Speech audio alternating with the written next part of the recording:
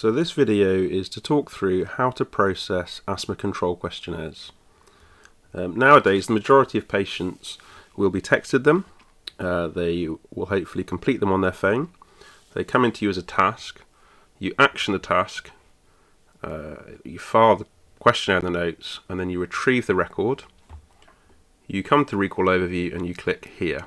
It may be somewhere else on your system, but somewhere you should have a button that we've set up called something like ACQ Enter Process Results. If you can't find it, press F12 and have a little search that way. This patient, being a test patient, hasn't completed it online.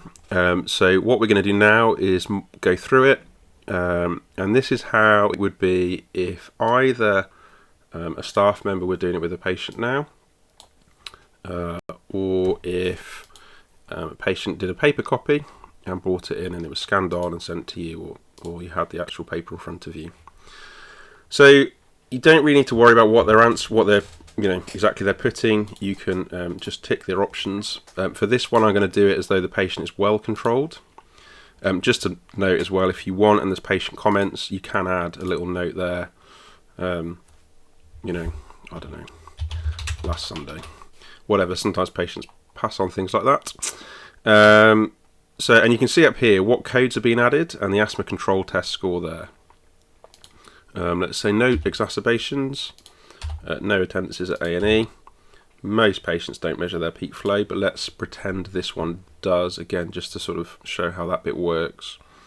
Let's put a nice big number in. And yep, they're confident about their inhaler technique. Never smoked. Nothing further. Yep. Happy with all of that. So if they've done it online, this bit you won't need to do. It will have been done. So save final version, and it'll ask us if we want to add those codes. And yes, we absolutely do. Give it a minute to think. Do we need to update contact details? So obviously not for this one, but some of the paper copies, there's a chance for patients to put their email and things on there. So because they've done the predicted peak flow, they've given us their peak flow, this box appears.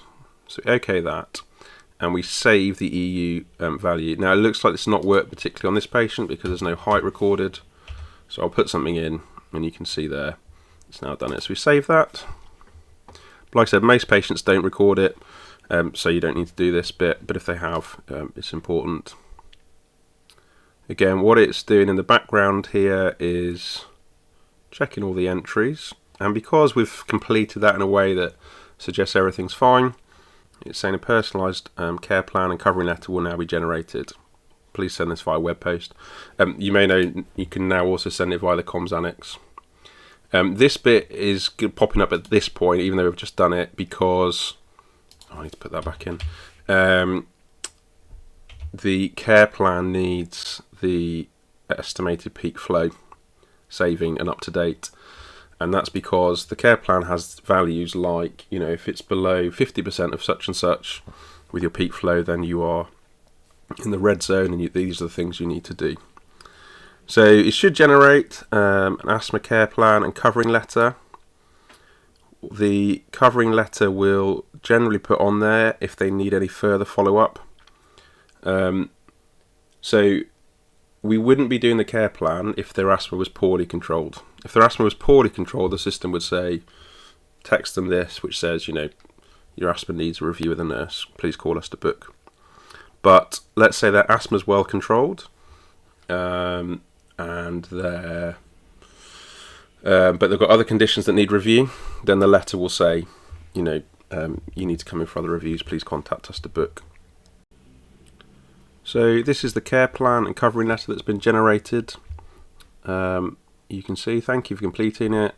No further follow-ups needed. It explains about the care plan. There's deliberately a blank page because normally you'd print double-sided, and then you'd want the care plan on a separate page. So it's double-sided, and you can see it puts in here like the thresholds for peak flow. If they're on various medications, so this patient's on salbutamol, it'll put that information in. And it ticks all the boxes basically. So you would then save the final version, like I said, send through comms annex. Let me just show you one last thing.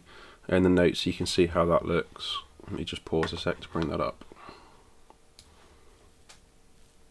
So this is the entry. There's the questionnaire itself, which can be viewed if someone wants to look back on it. All the various recode that it's added. Expected peak flow that's used to help generate the care plan.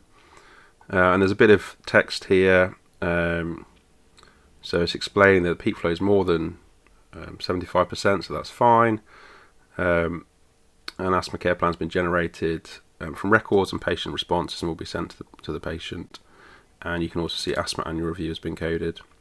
So essentially it's kind of putting together everything that you'd need to complete and tick the QoF box. But if they give answers that are different, that suggest the need follow-up, it won't code asthma annual review, it won't generate a care plan. Rather, it will text the patient or write to them to say you need to come in for follow-up. Like I said, it's a little bit different with when they've done it themselves online. You would action the questionnaire through the task, retrieve the record, launch that protocol again from the recall overview. If they've done it like in the past, say over the weekend, it's greyed out now because it's been completed, but it would let you pick it, and it says to backdate to the date the patient completed the questionnaire, and that's just so all the dates line up. And again, you'd follow the same steps. Read the prompts, hopefully it's self-explanatory, and if you're still stuck or need a hand, give us a shout. Thanks.